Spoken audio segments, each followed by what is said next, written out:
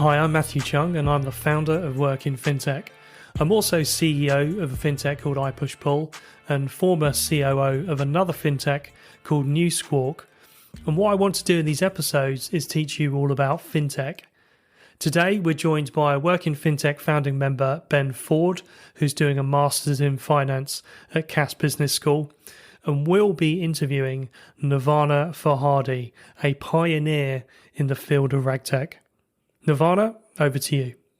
Hi, my name is Nirvana Farhadi. I am an expert influencer in the regulatory technology space. I have a background of 20 plus years in financial services with a risk, compliance, operations and audit hat on.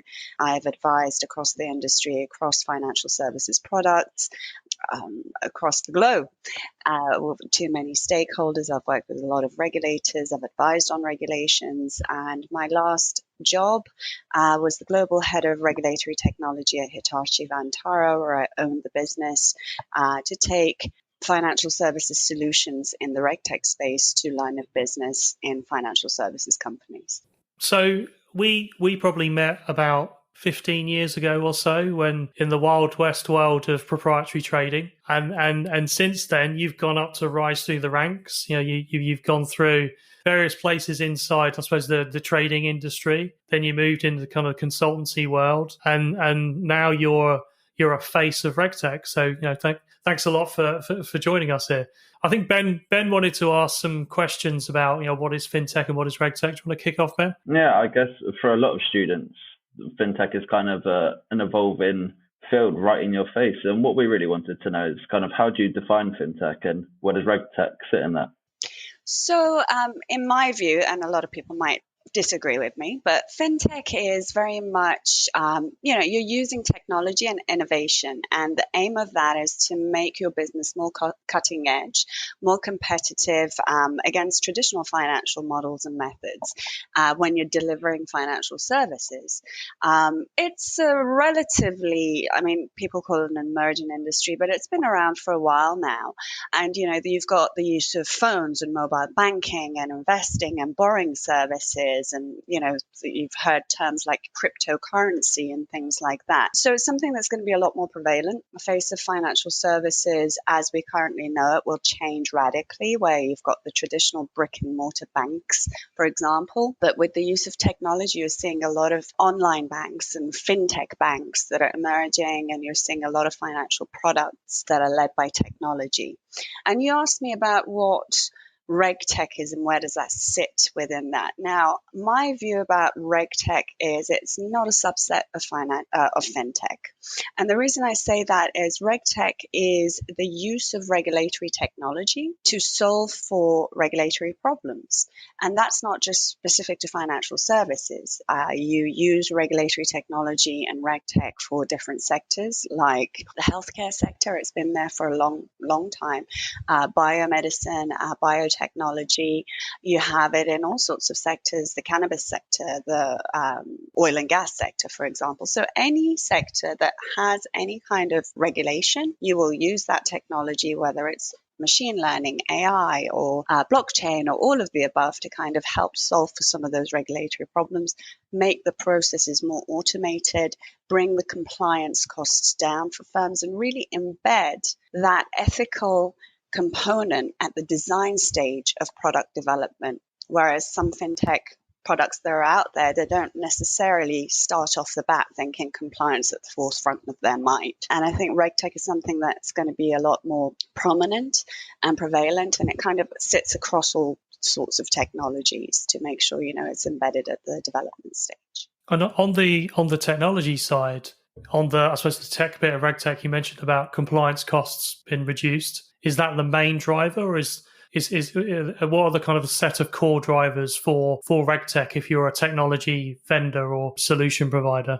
So, you know, Matt, we've known each other for a long time. When I first started, because I'm also one of the kind of pioneers in financial services for RegTech, with a few peers, we were kind of, it was at the advent of MiFID II regulations and the recast of MiFID. I'm sure you're familiar with that. When that kind of came about, we realized that there's a lot of regulations that are forthcoming. And MiFID II was huge. in scope, it expanded the scope, and the cost to firms to implement this regulation was immense. Even, if you just took one small segment of it, which was the transaction reporting itself, so much money had to be put in place to, reshape the infrastructure of these organizations that had all these inbuilt legacy systems, etc., so that they could just be compliant with the regulations and the scope of the regulations. Everything was so tactical and manual in nature. And at the time, we kind of thought, well, we need something that's going to solve this, because this is one regulation. We've got so many coming down the line. I think EMIR was also, there was another iteration of that coming. There was SFTR on the horizon. There was AIFMD, so many different regulations. And each time for organizations, they had to, depending, you had small organizations and large organizations that had to comply. The smaller ones were pretty much thinking, well, can we even afford to stay in business because of the cost of these regulations? We need a compliance team. We need to make sure we're putting new infrastructure in place. So it was very challenging. And the larger firms, they had budgets. So a budget was allocated to MiFID, but then when that budget came to an end, what did you do? How did you allocate that budget to the next regulation? Another issue that was out there was the lack of knowledge in the workforce around these regulations. There wasn't enough people that understood or knew what MiFID was at the time, and so it was a case of upskilling your current workforce and getting them to kind of understand that. So a lot of tactical manual procedures in place, a lot of costs being hemorrhaged. And you got to remember, for a financial services firm, your main business isn't compliance or regulation. You want to generate revenue. You want to earn money. So, if you're using all your focus is going into just staying compliant and staying alive and not getting fined, it takes a lot to kind of keep up there. So that's kind of where we started thinking, well, we need to automate things. We need to use that technology. We are in the middle of the fourth industrial revolution, and technology is leaping forward in leaps and bounds. You can see it with the explosion of fintech. So how can we harness that technology to take away some of these compliance burdens? Because a lot of compliance functions, and not to be disrespectful to some of my peers out there, but some of it is really mundane and tick boxy things that can be automated so that your core team's focus can be actually diverted to what's critical and what needs that human intellectual capital and that input. So, instead of looking at trades where I used to have to look at, hundreds of thousands of trades a day using an Excel spreadsheet and VLOOKUP, you would have a machine do that and program a machine to be able to do that using the data. And then I could focus on actually seeing, well, what is going wrong and what's not going wrong. So that's kind of how it came about. And how far down that road of automation are firms? What's the spread between firms that have moved towards that way of removing all those manual processes, of the tactical processes that were put in place at the time? Are they now moved to a strategic level? Are they now automated, or are we still just we're still at 10 meters and a 100-meter race? There's still a long way to go. There's still a long way to go. But you know what? I mean, I'm sure you guys have heard the term digital transformation, and we all need to embrace it. And I've been hearing it for as long as my career has been going on in financial services, 20 plus years now. And, everyone's been talking about that. But this digital transformation truly is something that is constant. It doesn't stop. It evolves because technology is evolving. And firms, are still finding it difficult to completely transform their systems because, again, as I mentioned, they've got all these legacy systems that were built, 40, 50 years ago in the Reagan-Thatcher era, and are being used for things that are completely different to what they were initially intended for. So it's a case of kind of, and to take all of that out is going to cost them a tremendous amount of money. So sometimes it's easier for them to just put something else on top of it and on top of it and what have you. So you're seeing a lot of that. But with the current circumstances and COVID and the pandemic and what we're going through, our timeline for embracing that digital transformation really has been accelerated because we have no choice now. People were talking about projects, and there were a lot of projects and steering committees and organizations, and what can we do? And there's a head of innovation, and there's a head of development and R&D and all these organizations, and they're working towards that. But now it's a must. Because, if you're, for example, a trader and you've got a stay-at-home order and you've got to work from home, how is that business going to function? And how are we going to ensure that you're actually compliant at home? So the infrastructure of the brick and mortar work environment is now being extended outside of that into people's homes. So how do we monitor that? How do we even, function in this? So, we've kind of been given a bit of a acceleration into that. So it's evolving. It's always going to be. It's never. I don't think, in my view, to answer your question, Matt, I don't think it's ever going to end.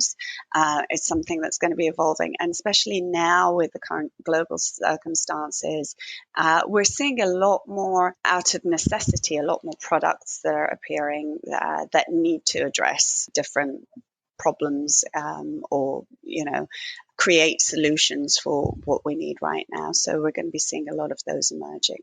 And how much of those do you see those products coming from startups versus the more kind of bigger incumbent firms? Is it very much startup led?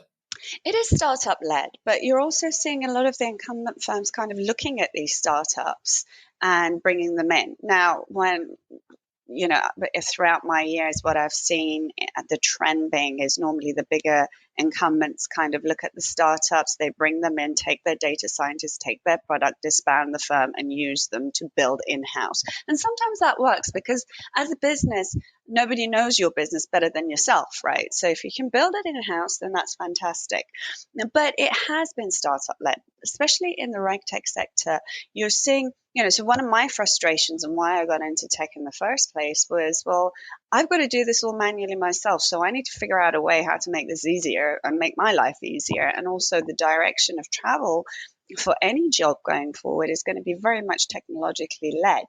So how can I stay relevant and how can I have a future and a career going forward, given that a lot of automation coming down the line will take certain incumbent jobs away. So a lot of these startups have evolved and emerged out of practitioners from industry, especially in the RegTech space, who understand the regulations and have become kind of frustrated with what's out there and have decided, we understand what the problem is and we need to create a technological solution to be able to solve for that and automate it. So that's kind of where it's all stemming from. But there's a mix of both. The incumbent banks are realizing that the big techs are also moving in, and if they're going to stay relevant, they need to make sure they've got the right technology in place. And then you've got the big techs who are kind of financial services is very new to them. Whilst they have the cutting edge technology and all the data, this space is quite new. So are they doing the right thing? They're kind of operating a bit like the wild, wild west at the moment. But I think there will be a lot more regulation coming down the line.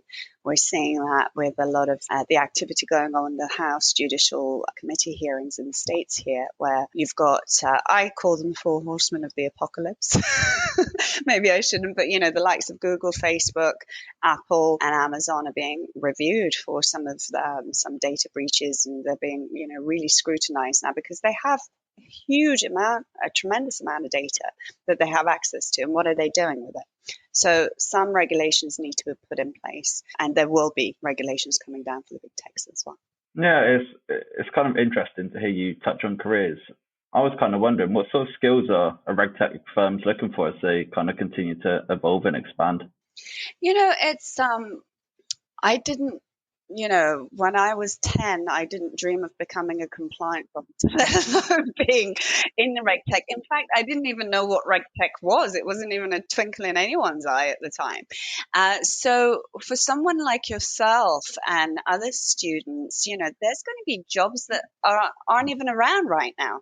And that's going to come as a result of the type of technology and environment we're going to find ourselves in. So, my niece and nephews who are, pretty young, and, Matt, your daughter, the jobs that they're going to be doing aren't even dreamt of yet. And I can guarantee you that. So it wasn't something that I kind of got up and said, hallelujah, I'm going to, do RegTech for a living.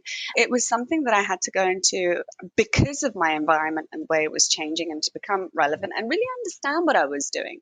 To answer your question, so it's not an easy reply to your question, but what I would say is, what we're seeing now in the regulatory space, we have to have, and we are seeing a new breed of compliance officer, as it were, or a person that has to understand the technology, but also understand the line of business and how these two marry.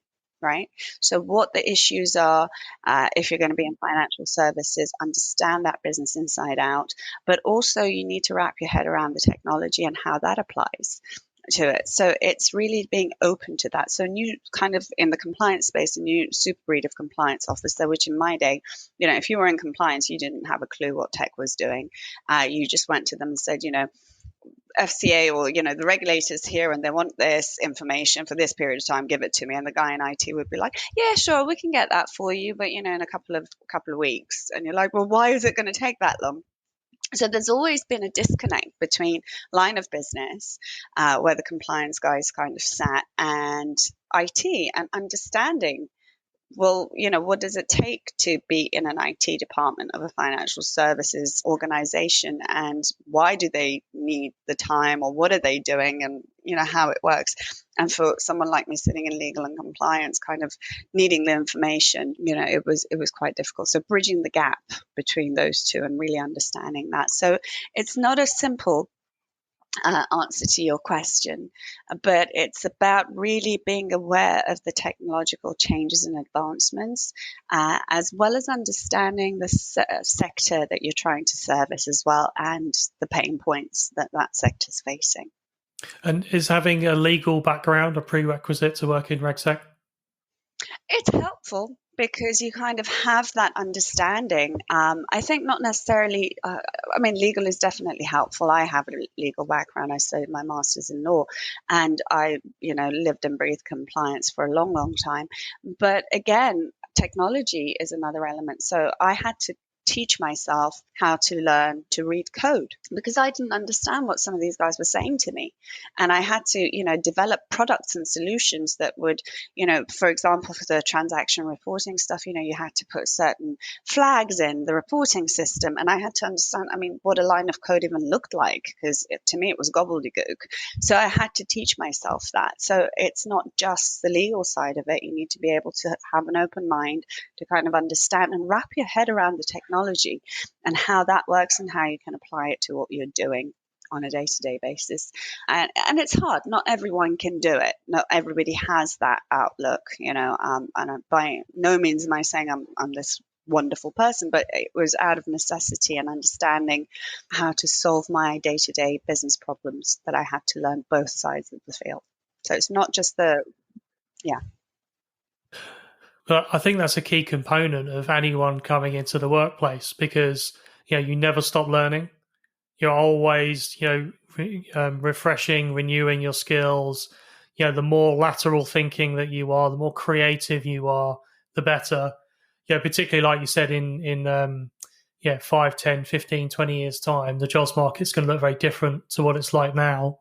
So at that point, when you've got machine learning, algorithms, things, all of the manual process we were talking about, they're not going to exist in 20 years' time. So then what can you as a person bring to the table? And that's got to be, it's the lateral thinking. It's being able to be, to approach a solution in a new and innovative way, and perhaps using something that might be coming from a completely different area that's nothing to do with what you're doing right now. But I think that's really important for people coming into the workplace now. It's crucial that you have that kind of mindset. Mindset's such a big thing. And I guess for you being on the West Coast now, mindset's probably a bit of a buzzword in that part of the world. Yeah. Yes, absolutely. But no, to your point, Matt, you're spot on, because it is the lateral thinking, and it's not necessarily, I'm in finance and that's, we've got to do it the way it's always been done. Actually, no, that you shouldn't think that way, because you need to look at, especially in our global community these days, so many different industries now overarch and overhit each other. So if you look at, let me give you an example. Let's look at one regulation, and that's the GDPR. Right, that's not specific to financial services. That is a regulation around data privacy that hits all sectors. So really, you're kind of seeing everything is so interconnected with each other. All these industries impact each other, the financial services industry to the healthcare to telco to all these kind of industries there. Everything is so interconnected these days. So you need to kind of look at an example from a different industry, and perhaps that could be transposed into what you're doing. So yes, definitely that lateral thinking. And one thing, whenever I talk about regulation, I used to see people's eyes kind of glaze over, especially in tech, because, for them it's innovation and being cutting edge and it's all fantastic, blah, blah, blah. And you talk about regulation, you're putting a square box. Actually, it's not. And the way I have always seen it is when you have restrictions, when you have regulations, when you have laws, you actually have to be able to think outside the box to be able to do what you need to do in a compliant manner. So it actually makes you be more innovative and make you think more outside of the box. And that's how you have to be, I think, every day, that lateral thinking and, looking at other industries and adopting how that works. So looking at other industries and how they're impacting other areas, obviously what's going on, you touched on it a few times, but where we saw in 2008, the regulators clamped down on all of the banks successfully, because I think the issues and problems that could have potentially happened this year, capital liquidity requirements and things like that, there's some good safeguards that were put in place there. Now the focus is on big tech and what powers that they have, and how some people think they're being misused or there's too much power, monopolies and so on. Talking about industries affecting other industries, what can someone in RegTech from the financial industry, what can they give to the big tech world? And are there opportunities around that? Looking forward now, is that potentially a theme or an area where young people could be getting involved in RegTech and have a set of skills that converge at the right time in, say, 3 years' time, when everyone needs a person who works in big tech, RegTech? I think we also touched on working from home. That's another area which everyone is working from home. Banks that I talk to, it's anything from 60% to 99% of people are working at home or on some sort of rotation. So, they're two areas which, on the face of it, looks like there's probably some opportunity there. Could you kind of elaborate on what you think the opportunities are there for people who are studying now or maybe graduating in a few years' time? Okay, but before I answer that, let me just go back to the point you made about the financial services collapse. So what we saw happen there was, and regulators and regulations have always been coming in after the fact. So the disaster struck and they come in like firemen with a hose, and suddenly, the house is burnt down to a crisp and they're standing there with the hose running. So it's always been like that. We had 2008, we had also the Bernie Madoff, those kind of debacles that kind of happened.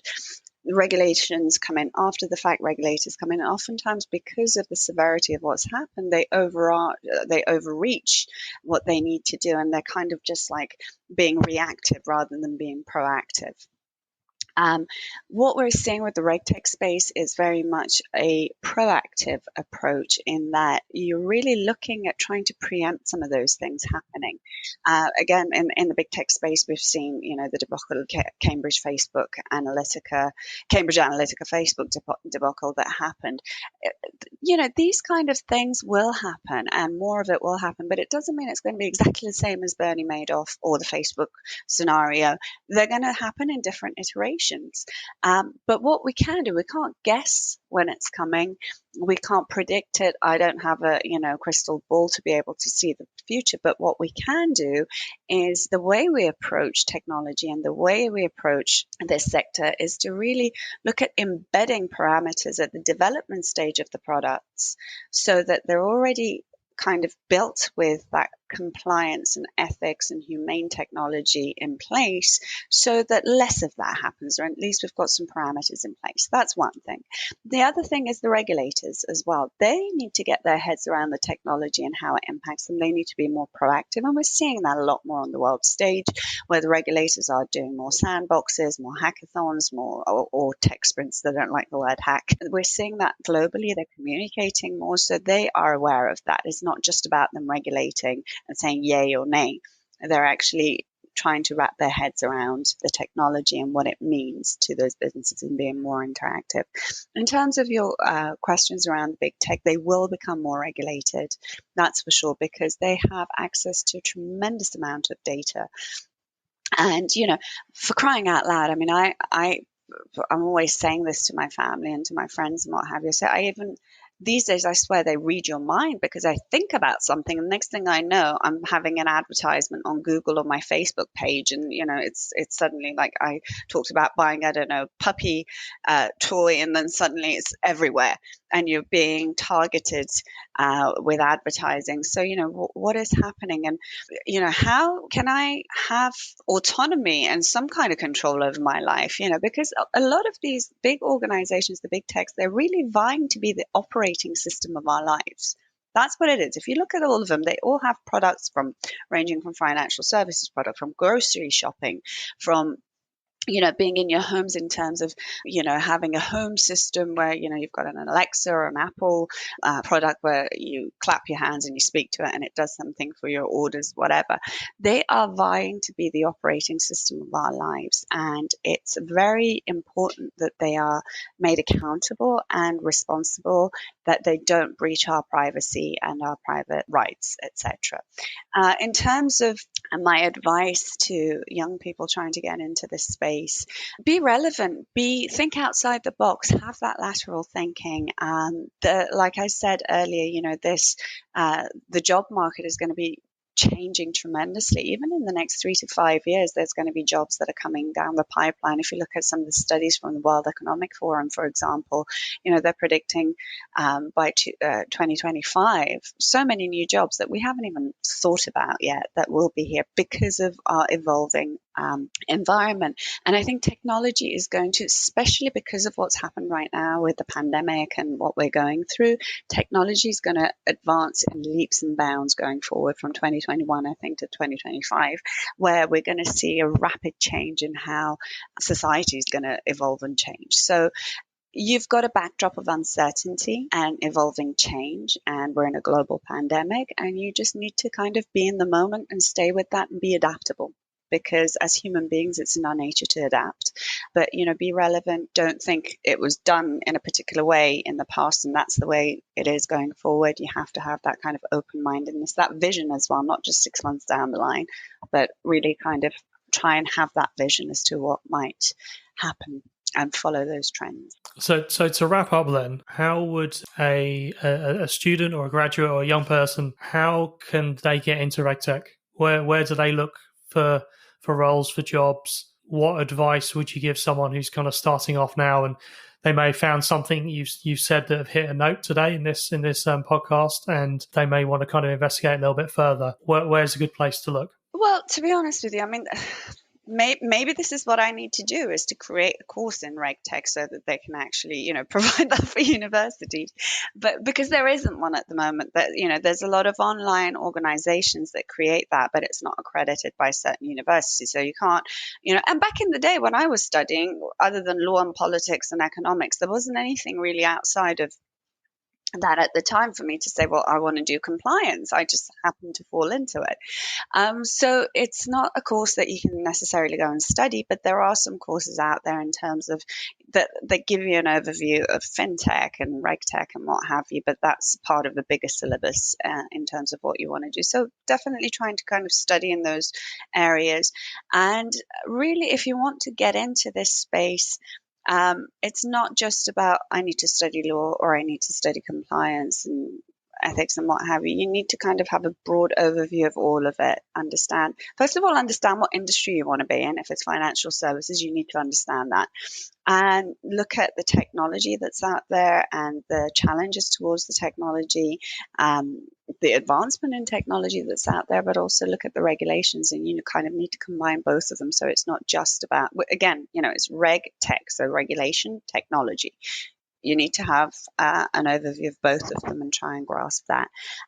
It's not a cut and dry, go and apply to this role, for example. Even for me, if I'm looking for a job and I put in, Global Head of RegTech, comes back blank. So you got to put regulatory specialist or regulatory compliance. We still haven't seen, although there are people carrying out those functions, but it's not so common because it's quite new in this space at the moment. But compliance, regulation, technology, kind of those are the areas you kind of need to look into. And I think, within the next year or so, you'll see more of those kind of jobs out there with those titles. Yep.